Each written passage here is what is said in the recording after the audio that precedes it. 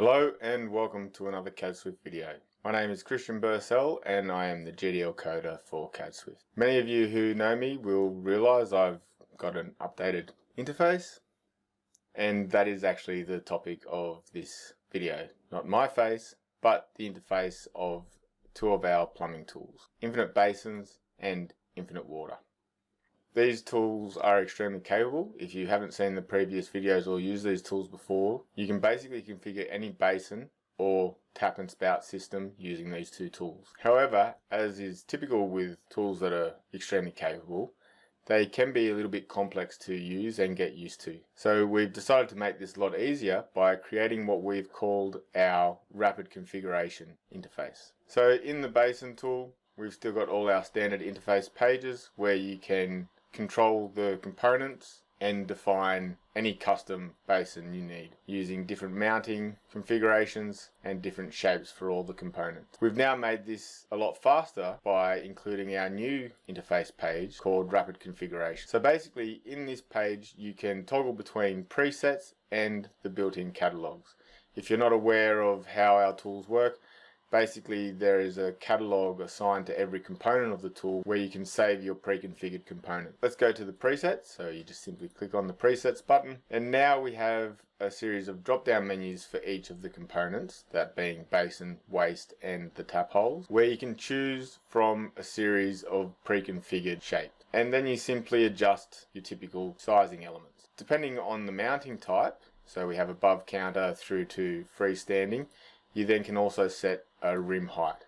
So that is basically the height that the basin sits above the bench top. So as you can see, I can very easily go in here and I can adjust this, make it a 650, and we get this sort of nice bench space over here, or we can then go in and also adjust the bowl, and we can do the same with all the other values. When you're playing around with all these sizes, you might want to revert back to the default. So we have this convenient set defaults button here, click that and it goes back to the default sizes. That is also very helpful when you're switching between the different basin types. So if I jump from my ellipse down here to the U-shaped basin, we might then want to adjust this and set the presets so that is a more generic U-shaped basin. You can then go through and keep modifying these. The same applies for the waste. We have our different style of plugs. So we have the plug, we have the pull-up, we have the push-up, and we have a basket waste. We also have the plug with a bottle trap as well. So you can scroll through these and you can start adjusting all the different sizes for those elements as well as their positionings. With the tap holes, we just have single, double and triple. Obviously you can turn these things off as well, and then you can go through and you can adjust the sizes and positioning of those elements within the basin. Obviously the waste and the tap holes also have their set defaults button. So let me just do a really quick example. I am going to choose a 8 arc basin. Let's go to the default and now let's adjust the size.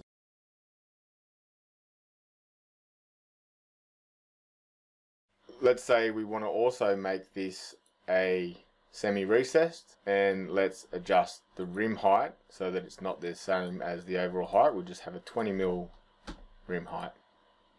Let's have a quick look at this in 3D. Okay, we need to adjust the positioning of the waste there. This aspect might actually be more easily performed within the 2D because you can drag these elements across. So let's go to 2D. Let's drag this waste into the center. Let's drag our taps across to the center as well. That's our spout and now our taps. And we might want to adjust the positioning of these elements as well. Maybe bring them a little bit closer to the bowl. Okay, let's go back to 3D. Have a quick look at that semi-recessed aspect. So you can see it cuts the overall shape of the basin. Now, the next convenient thing is we can save this element by uploading it to our catalogs, and that is also quite efficient in this new interface. Select the tool and we simply have a space here where we can set a name for this element, and then we click the Save to Catalog button, which is our little upload cloud. Now when naming an element, you need to decide the logic. Are you going to name this based on its shape? Are you trying to mimic a product? Or perhaps you want this to be the main basin of your project, so maybe you should just call it Basin 01. Let's use that method. Hit the upload. Now, when we switch to our catalog, our Basin 01 element is conveniently selected. With the basin saved, we can then go configure our waste and our tap holes using the same method, and we can also set these elements. Name this waste 01 and tap holes 01, just so we know they all relate to the same element. So upload and upload, jump to the catalog, and you'll see that these elements have been automatically selected, and there we have our new basin element. So it's that quick and easy. With this assembled, we can now jump back into our standard interface where we have our assembly, and we can upload this element. Basin 01. Once again, the naming convention here is based on the logic that you want to use to manage your project. Upload. In this case, we need to click download to bring that back into the tool. The upload button sends the data to the catalog. The download refreshes the catalog within the object. Hit lock, and now we have all those elements locked off. So you can see our basin, Basin 01, waste, waste 01, and taps, tap holes 01 are all locked to this Basin 01 assembly. And it's that simple. Let's go have a look at the infinite water tool. So you can see in infinite water, we also still have all the same pages. Basically, you used to have to go through these elements here, spout geometry. You would choose a type of shape that you wanted to use, and then you would set the geometry for all that. And more often than not, you would do that in 2D using hotspots and lines to create the curves and the arcs and the shape of that element. And although it's extremely flexible and you can basically create any shape that you want, if you're creating quite a complex element, then it can take a little bit of time, and it does take a little bit of getting used to. So that is why we have also incorporated our rapid configuration interface into this tool. So now we've got everything set to presets. We can quickly toggle between presets and the catalogs, and we have a series of menus to help us quickly define the element that we want.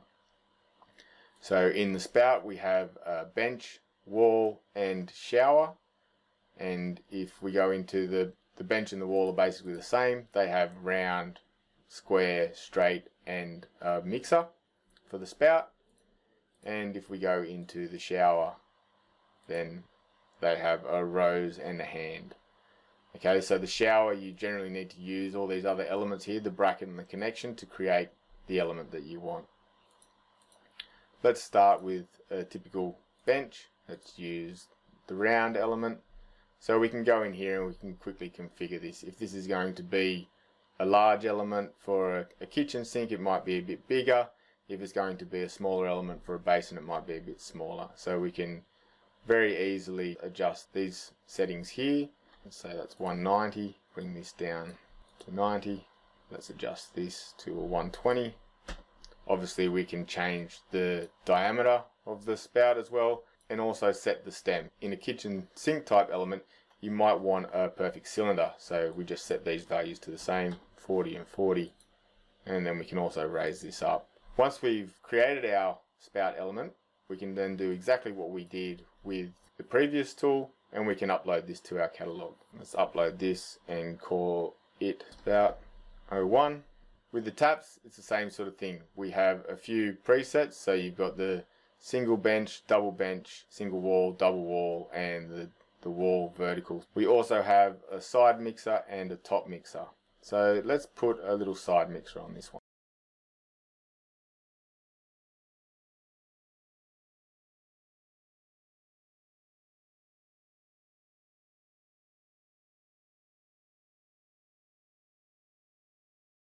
Okay, and there we have the tap for our spout. So let's call this spout 01 as well, even just so we know that it's assigned to spout 01. We could call it tap 01, we could call it whatever we like. So let's upload these two. go to the catalog so you can see they're selected. Now if you want to get an image with these elements as well, it's simply a matter of saving the image and loading it into the library. So I could quickly save this image here just by doing a screenshot and using Paint or something as basic as that. Save this image and give it the exact same name and it would appear here. That is where we might come into an issue if we've got these two named the same thing. So we might need to actually name this Spout 01 tap. So we could go back to our presets, call it Spout 01 tap, upload, back to our catalog. And we could quickly save these images.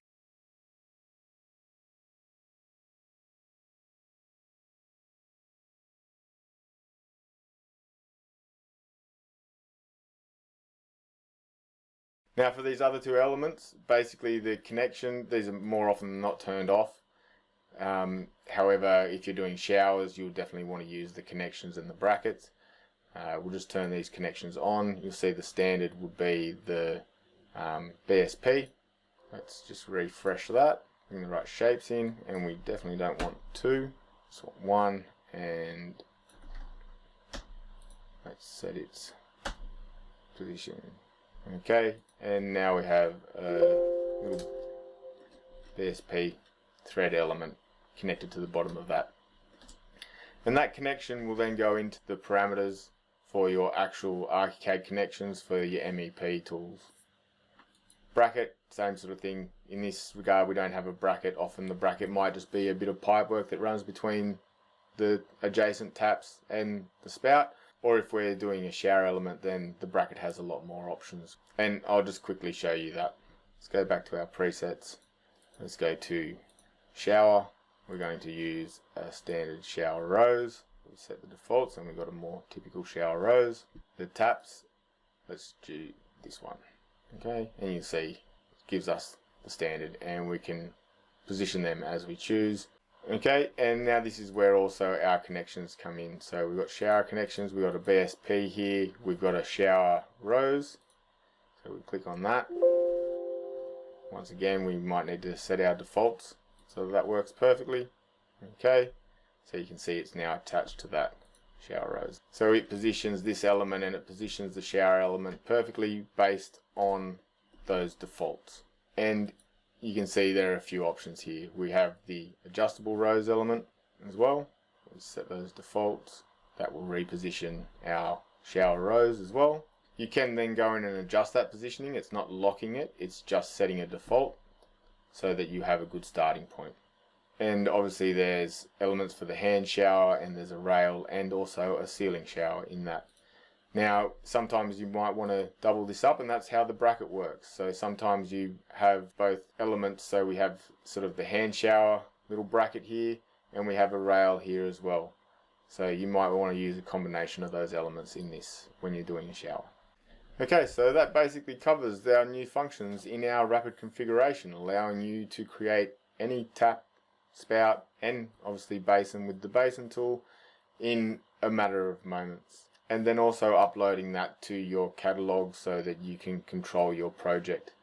The way the catalogs work is that if you, for instance, we created Spout 01, if we decided Spout 01 is changing, then we can simply go back to our presets and say, no, these sizes are wrong. Let's go back up to 240 and let's set this to 130, this back to 160. And now, if we upload this, then it's going to override our Spout 01. So if I hit upload and go to the catalog, you can see our Spout 01 now has different sizing. So if you've placed this component throughout your project and then you decide that it needs to have its sizes adjusted, or perhaps it even needs to be a completely different style, you can very easily do that here within the tool, upload it to the catalog, and then that catalog will control every instance throughout the project, automatically updating it. So that is our new rapid configuration interface. I hope you enjoyed watching this video. I hope you appreciate the benefits of these new features and how it makes such a very powerful tool very, very easy to use.